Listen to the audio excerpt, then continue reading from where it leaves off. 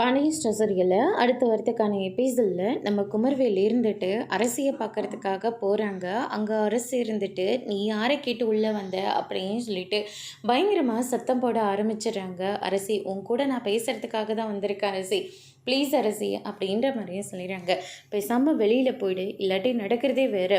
அத்தை கோயிலுக்கு போயிருக்காங்க, மாமா எல்லாம் கடைக்கு போயிருக்காங்க, வீட்டில் யாருமே இல்லைன்ற விஷயத்தை தெரிஞ்சுக்கிட்டு தான் நான் உன்னை பார்க்குறதுக்காகவே வந்திருக்கேன். தயவு செஞ்சு எனக்கு கொஞ்சம் பைசா டைம் கூட அரசி அப்படின்ற மாதிரியே சொல்லிடுறாங்க. மரியாதையாக வெளியே போயிடு, இல்லாட்டி நடக்கிறதே வேறு அப்படின்ற மாதிரி சொன்ன உடனே குமரவேலிற்கு இருந்துட்டு என்ன பண்ணுறதுன்னு தெரியாமல் அரசியோட காலிலே விழுந்துடுறாங்க. அரசி என்னை மன்னிச்சிடு, நான் பண்ணது எல்லாமே ரொம்ப பெரிய தப்பு தான். பெரியப்பாவை கீழே தள்ளிவிட்டது நான் தான், ஆனால் தெரியாதத்தனமாக தான் தள்ளிவிட்டேன். அந்த பழியை நான் கதிர் மேலே போட்டுட்டேன். எனக்கு ஜெயிலுக்கு போகிறத நினச்சவே ரொம்ப பயம் ஆயிடுச்சு.